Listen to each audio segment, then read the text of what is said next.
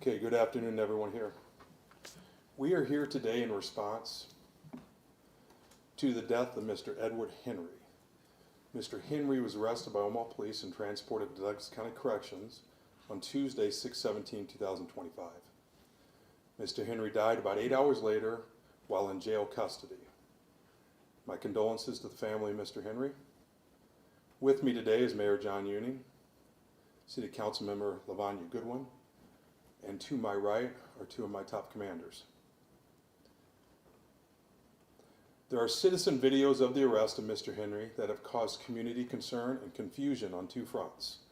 One was Mr. Henry struck in the head by the Omaha Police Department that may have contributed to his death.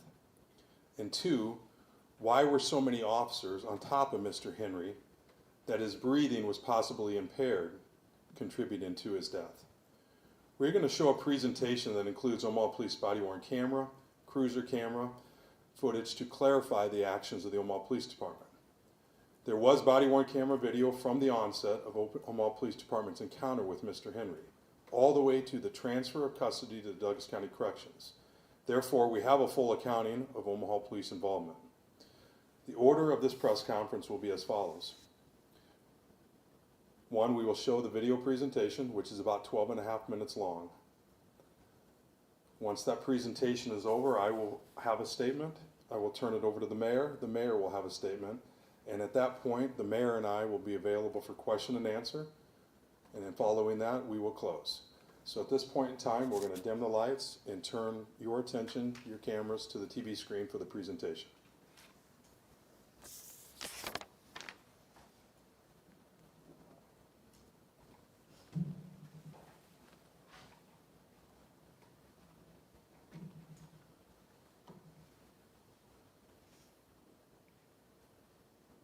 Hello, I am Officer Michael Pekka with the Omaha Police Department Public Information Office. The information you are about to receive is intended to provide details as we currently understand them related to the arrest of Edward Henry on Tuesday, June 17th, 2025. The Douglas County Sheriff's Office is conducting an investigation into the in-custody death of Mr. Henry, which occurred at the Douglas County Correctional Center in the early morning hours on Wednesday, June 18th, 2025. Omaha Police Chief Todd Schmatter has authorized the release of portions of the body-worn camera video and interior cruiser video to provide transparency and clarity to this incident. Mr. Henry was identified as a suspect in a burglary which was reported on Tuesday, June 17th, 2025 at 3:46 p.m. in the area of North 27th Street and Saratoga Street. Officers were provided a description of the vehicle driven by the suspects, including the license plate of the vehicle. A traffic stop was conducted in the area of North 28th and 4th Street at 3:48 p.m. in which Mr. Henry was contacted along with 3 other parties. The officers did not have enough information at that time to detain the parties, and they were released. Upon further investigation of the burglary, a radio broadcast was issued providing the description and license plate of a tan Buick LeSabre.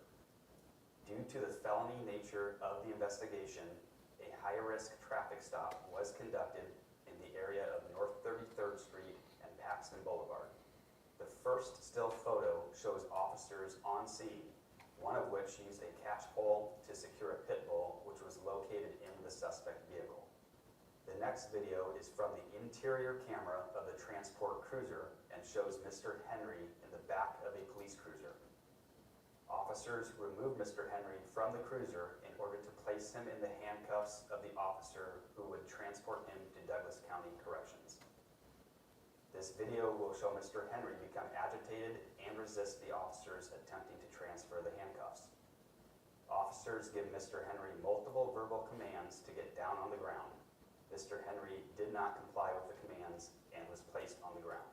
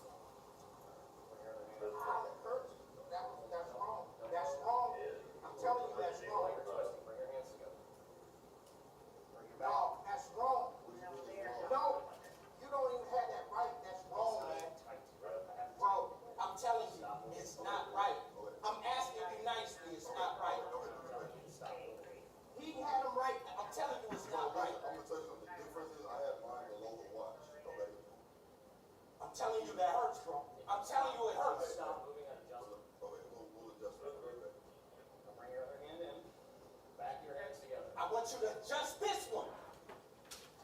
I'm telling you, adjust it, man. I'm telling you it hurts. I'm telling you it hurts. I'm telling you it hurts. On the ground. Down on the ground. I'm telling you it hurts. Get down on the ground. I'm telling you it hurts. And he just want to adjust. Get down on the ground.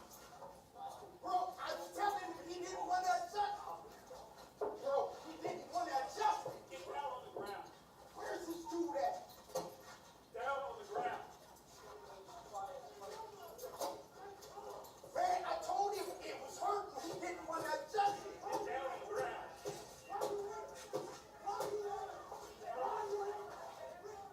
The next video is from body-worn camera and will show Mr. Henry resisting officers and grabbing the bars of the cruiser door window.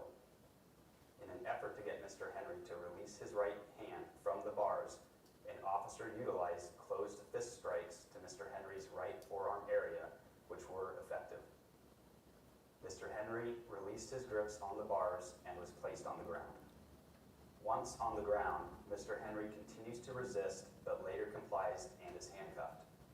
Mr. Henry is then immediately rolled to his side and assisted off the ground. It is important to note that the only strikes observed were to Mr. Henry's right forearm area. Mr. Henry was on the ground for approximately 39 seconds, and at no time did officers impede Mr. Henry's breathing. I'm telling you it hurts. I'm telling you it hurts. Get down on the ground. I'm telling you it Down hurts. on the ground. Down on the ground. I'm telling him it hurts. Get down on the ground. I'm telling him it hurts. And he didn't want to adjust it. Get down on the ground. Bro, I was telling him he didn't want to adjust it. Bro, he didn't want to adjust it. Get down on the ground. Where's this dude at? Down on the ground. Man, I told him it was hurting. He didn't want to adjust it. Get down on the ground. Get down on the ground. Down on the ground. Flat down. I was telling him it was Flat hurting. down on the ground. I was telling him it was hurting. He didn't want to adjust. Flat down on the ground. Oh, now you got to put this knee on. Okay. Bring your arm behind your back. Okay. All right. All right. All right. Bring your arm behind your back. Ah! Okay. All right. All right. All right. Ah! All right. Ah! All right, roll over this way. Sit up. I was telling him it's hurting. Y'all still didn't adjust it. The next video is from the interior of the transport cruiser and shows a time lapse of Mr. Henry's transport to Douglas County Corrections. A show-up was conducted at the original location of the burglary where Mr. Henry was positively identified. The cruiser then continues to transport Mr. Henry to Douglas County Corrections without incident. Once at Douglas County Corrections, Mr. Henry requests that the air conditioning be turned on in the cruiser. The officer complies by rolling down the window and telling Mr. Henry that he would be taken inside shortly.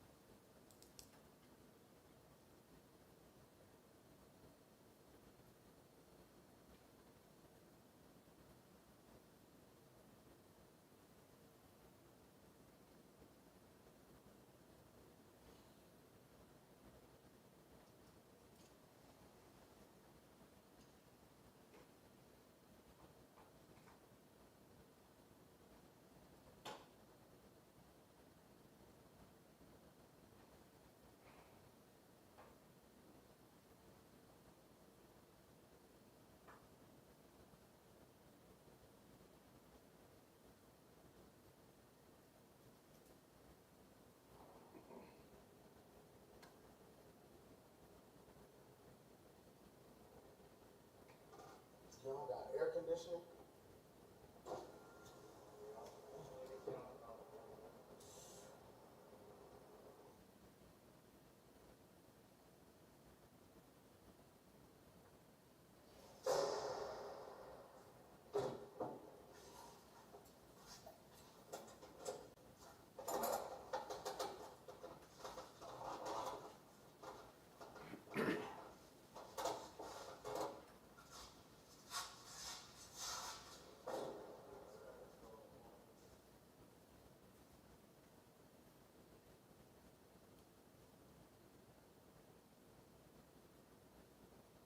The Omaha Police Department's officer-involved investigations team has met with members of Mr. Henry's family and showed them videos of the incident.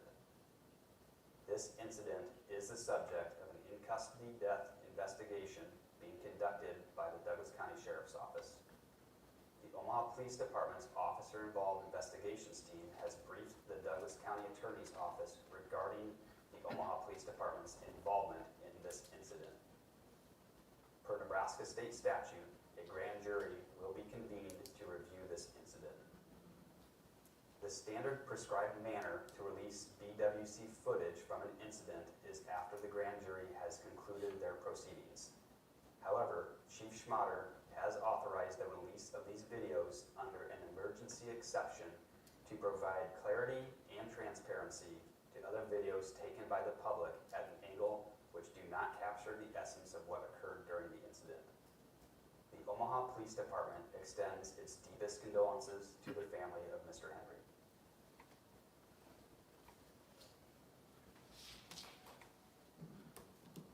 Okay, thank you. Let me give you an opportunity to reorientate your cameras from the TV onto the podium where the mayor and I will issue a statement, then we will move towards questions. The cause of death of Mr. Henry, as the autopsy was done today at 10 a.m. by Dr. Berg, was a heart attack. His left ventricle was highly blocked. Mr. Henry did suffer broken ribs as a result of the Lucas machine, which is a automatic chest compression machine. It's very common that you'll see rib injuries in the aftermath of the Lucas machine. That was used by corrections in the facility to try to revive Mr. Lucas. Again, I wanted to express my condolences to the family of Mr. Henry. Omaha police officers did not discernibly contribute to Mr. Henry's death. Omaha police officers' actions with Mr. Henry was in accordance with our policy, procedures, and training. I'm going to turn it over to a statement from Mayor John Ewing. Good afternoon, everyone. On behalf of the city of Omaha, I would like to offer my condolences to Mr. Edward Henry's family.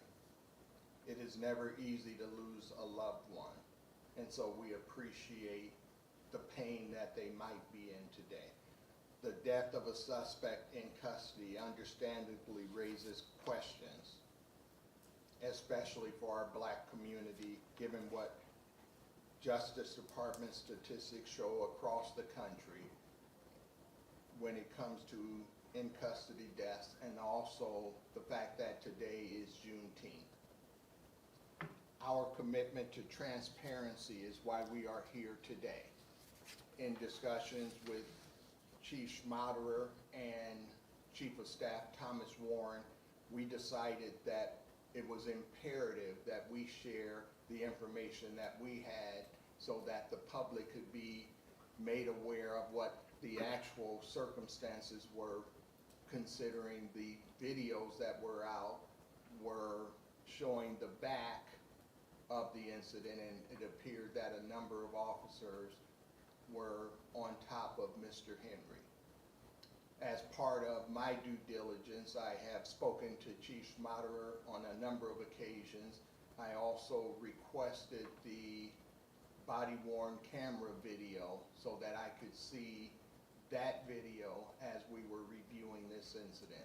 We then continued our discussions and decided that we would move forward with sharing the video that provided a more clear picture of this incident.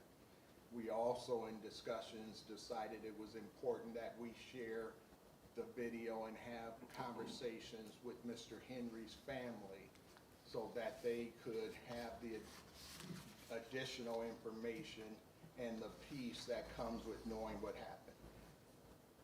As most of you know, was a member of the Omaha Police Department for almost 25 years, and I take very seriously the importance of professionalism within the Omaha Police Department. I believe that is what we saw here in spite of some very difficult circumstances. Taking into consideration my own training, I also did the other things that I mentioned in terms of looking at the body camera footage as well as having discussions to ask questions that came up after seeing the video on Facebook. And we came to the conclusion that we would provide the information that we have today, and we'll give Chief Smotter an opportunity as well as myself to answer any questions that you might have. Okay, thank you, Mayor. As I always do, before you ask your questions, please say your name and your news affiliation. We will walk a microphone over to you, and that is so the audience who might be listening can hear. We want to continue our transparency. So Waverly Monroe will have the first question. Okay, Waverly Monroe, KETV. Waverly Monroe, KETV. I wanted to ask what made the investigation turn felony in nature? Because it was just a burglary charge, correct? Correct. The burglary charge in and of itself is a felony. Once you enter and cross a threshold into somebody's residence, it becomes a felony if you intend to commit a felony or if you intend to steal something from the property. So the burglary charge itself made it a felony, and a felony traffic stop was conducted because of that, which is why you saw the additional officers. That would be in accordance to our policy and training.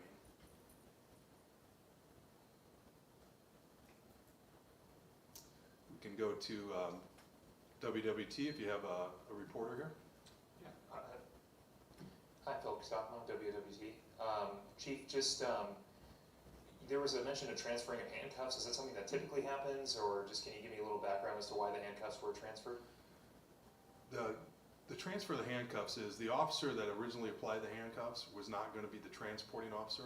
So it is common to bring somebody out and just switch them out. And as you could see from the video, when they were switching it out, that's where it started to turn aggressive on Mr. Henry's part.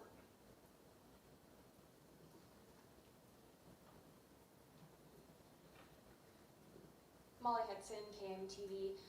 Can you walk through how the Omaha Police Department plays into this investigation with the DCSO now? Sure. So there's two investigations going concurrently here. The Douglas County Sheriff's Office, because this took place, the death took place in Douglas County Corrections, is leading the death investigation, which will proceed to a grand jury. The Omaha Police Department is conducting an investigation into the actions of our employees. And that's the essence of what you've seen here today. So we are only accounting from the minute that we had contact with Mr. Henry, and we did have body-worn camera for every step of the way entering into corrections. What took place in the corrections, that is what will be released and the focus of Douglas County's investigation. And I will say this, Mr. Henry was given a medical assessment when he was brought into corrections. That's pretty standard. If they don't meet the medical threshold, we have to take them to a hospital. He did meet the medical threshold. It's my understanding he was in a detox infirmary unit. And so I don't know how that lays out as far as sleeping and accommodations, but it was a medical infirmary unit which he was at. And his roommate at the time alerted corrections officers that he was down. And that's when the first aid started. Chief, Terry Leahy from KFTV Radio, and I was just wondering if you could walk us through the internal Omaha Police investigation from this point. Would there be, say, an outside agency from the surrounding area involved at all? Where will it go from here internally with OPD? Internally for OPD, we will conduct our internal investigation. And it's exhaustive, Terry, because Every officer had a body worn camera, so we've gone through every officer's body worn camera. We've gone through every stitch of our involvement with Mr. Henry. I did not hear of anything that would cause us any concern at all. It appeared from every aspect that the officers were professional. They were conducting their job. They were doing their job. Now, the Douglas County Sheriff's Office, they will have a couple outside entities, outside agencies assist per state law as overseers and embedded in that investigation. And then that investigation will be presented to the county attorney, and ultimately it will go to a grand jury. And at the end of the grand jury, you will see all the evidence. On this particular instance, we made the exception to show the video now, because the prescribed way to release body-worn camera video is after a grand jury. Incidentally, we are in discussions with one senator as they may help us champion a bill so that we can clarify and get these videos out a little further. But under an emergency exception, given everything that's been going on in our community with some tensions as of late, and because there are citizen videos out there that can be confusing unless you see the whole context, under an emergency provision, I'm allowing these videos to be shown for the public. And what you saw there is fairly exhaustive of our entire investigation. And so the officers from here on out will have to be interviewed by Internal Affairs, and we'll go through each one of our policies and procedures, from the smallest to the biggest policies that we have, which is the preservation of life. And they will be vetted on that front. But I will tell you, Terry, that our use of force policy is embedded with the culture of preservation of life. And if you looked at that video, officers were not piled on his back. It's hard to breathe when you have body weight on. They were on the extremities, they were on the lower buttocks area, but they weren't laying on his back, just like we're trained. The head was controlled, but there was nothing pressing down on the neck. And most importantly, he was brought up to a standing position about 30 seconds after they're on the ground. That's in accordance to our training and culture. We want to get that subject off the ground as quickly as possible. That's the best way of preservation of life. We didn't see any signs of problems, and Mr. Henry really didn't complain of any either. And as I said earlier, he had very, very severe blockage of a left ventricle, and he died of a heart attack while in corrections about 8 hours after our involvement. Captain Rimpey, KMTV, do we know, was he on any other controlled substance at the time? So that I don't know, because, and it's a great question, but I won't know that until the toxicology report comes back, and that's going to take some time. We gave a preliminary autopsy report today because we wanted to be as transparent and timely as possible. We think timeliness is part of transparency. And that autopsy was conducted today at 10 a.m. and we received the preliminary results, I would say, around 1:30. Maddie with Channel 7. How many officers are involved now in this internal investigation or were involved at the scene? I know it was said multiple and 2 supervisors, but could you clarify the number? Captain Christensen, what is the exact number? Was it 8? I'm not sure of the exact number, but probably between 6 and 8. It's pretty standard on a felony stop to have quite a few officers there. I will say this, we had a pit bull that we had to detain, and then there was a crowd that was starting to form and was starting to get angry towards the police, so that brought some extra officers there. But every officer involved in this from start to finish will be looked at. Waverly Monroe, KTV. And you kind of addressed it a little bit, but I wanted to go back to just touch on it. You said the head was controlled. I did notice in the video that there was a knee on his head. That's standard, yeah, can you just go over that policy? I mean, because, you know, it wasn't on the neck, it was close, and I think maybe viewers at home just would want to know Sure. more about that. There was a knee on his head for really a brief period of time.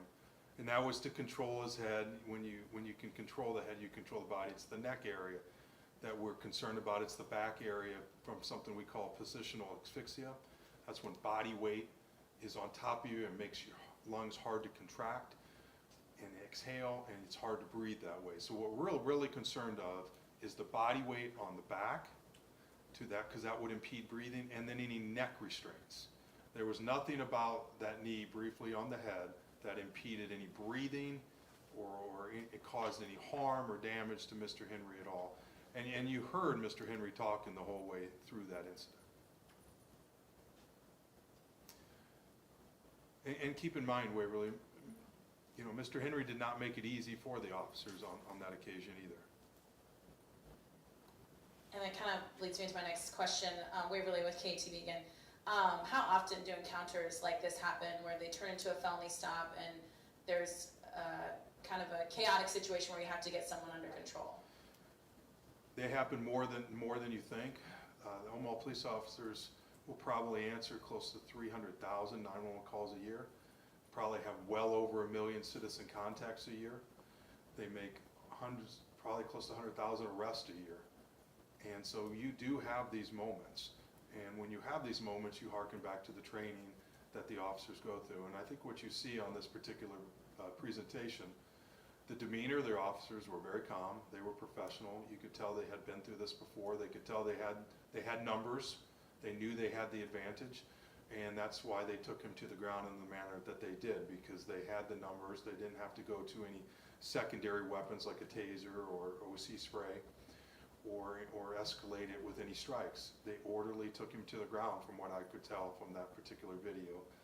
And if you look at this, one of the citizens' video, you really can't tell where the officers are positioned. And that's one of the reasons the mayor and I, that was a real strong talking point of ours when we had discussions earlier today. We felt that we needed to let the public see the exact angle where those officers were, and that they did not impede his breathing on any level. Philip with First Lord 6 again. I'm not sure, can we ask Councilwoman Goodwin a question? Is she? You can. She doesn't have to answer it if She she doesn't like to, but yeah, you're gonna. that's very true. Councilwoman, I just wanted to get your thoughts, just because you're fairly new to your position. So I just wanted to get your thoughts on just what we learned and just this process, since you're fairly involved in the community. First of all, I want to extend my condolences to the Henry family in their time of grieving and loss. And this has been a difficult time for our community. However, I believe the transparency here with Mayor Ewing and Chief Smotter is obvious. And so I think this is a time for us to, as a community, come together, support the family, but also trust the leadership here because of the transparency and the expediency in which they looked to provide accurate information to the community. Thank you. Waverly? Waverly Monroe, KTV. So I wanted to ask a question, and you kind of led into it, Councilwoman Goodwin, to the three of you, I guess, and whoever wants to answer. But I've been hearing a lot that community relations are a little bit tense right now within the community, within the Omaha Police, and with other law enforcement agencies as well. Just want to call back to, I believe it's been exactly a month since 19-year-old Janita Ibrahim was shot and killed by the Douglas County Sheriff's Office. We have now Edward Henry, and then I believe we're not even a year from when Cameron Ford and Stephen Phipps were shot and killed. So I just think there's a lot of I just would like to hear maybe what you guys are hearing and seeing and doing to try to build back that bridge, or if you even see that there's any issues there. Sure, I'll touch on it first, and then I'll see if the mayor wants to add to what I say. In 2024, we had a rough stretch of encounters where individuals died in our custody of officer-involved shootings. If you recall, in the aftermath of those, we retrained the entire police department. We wanted to make sure that our culture was where we wanted it to be. Historically, the Omaha Police Department has had a low number of officer-involved shootings compared to other cities our size. That was a concerted effort that we made about 2013, coming off some years of 10 and 11 and 9 officer-involved shootings. We thought this is too high, and we feel that you can control those numbers with training, controlling your environment, proper tactics, approach, less lethal weaponry like a taser. All those things can cut down on your number of officer-involved shootings and deaths in police custody. Anytime there's a death in police custody, it's the greatest damager you can ever have to police community relations. But I do want to say this, Waverly. Police community relations does not mean things will be perfect at all times. What it means is the law enforcement agency is going to be transparent, and that there's a mechanism for the community to come forward and get their questions and concerns answered. Yesterday, at the 360 meeting, 2 o'clock Wednesday, Empowerment Network 360 meeting, the family came. Mr. Henry's family came. They were told to go there. We're happy they did. They got in contact with us. Spoke to my commanders right after that meeting. We arranged for them to see the body-worn camera videos that you saw right here today, right before this. That, in essence, is community policing. How do we work through the ups and downs together? And then while we're working through those ups and downs, how do we improve our product to the community? And then the third silo is, how is the police department and the community doing with the effectiveness on reducing crime and improving quality of life in the community? It's well documented that the Omaha Police Department, in conjunction with our community, has lowered crime to its lowest levels in 30, 40 years. That continues to this day. Right now, after the first 6 months, we're down 11% in crime, even after our all-time lows of last year. So when you look at those three silos for community policing, things are pretty well. Obviously, anytime somebody dies and there's police involvement, it's gonna cause damage in the community, and it should. I would be more concerned if it did not. It should. And the question at that point is, how does the law enforcement agency and the leadership of the city step up to address it? And that's why you see us here today. I'm gonna give the mayor a chance to add to my commentary. Thank you, Chief. And I would echo what the chief has said about us being here today. We are here today to explain to the community and have them be able to see for themselves exactly what happened. I have always believed in accountability, and that will always be a trademark of my administration as mayor in this community, and we are always going to do that in any department in city government. But I believe in this case, the Omaha Police Department has been very transparent. They've worked very closely with myself and Thomas Warren, my chief of staff, so that we could get the information we needed to get our questions answered, because we had questions as well when we saw the video that was taken from behind. And when we saw that, we began to ask questions and get information, and the police department has done a great job of putting the information together. They worked diligently today to get this information prepared so that the people of this community could see that. So I would like to just take a moment to thank them for their hard work and the chief's leadership as well as his senior staff, so that we could be transparent. We will not ever hide anything from this community, and I hope that helps improve community relations with the police department, because that's how we're going to do policing in Omaha, Nebraska.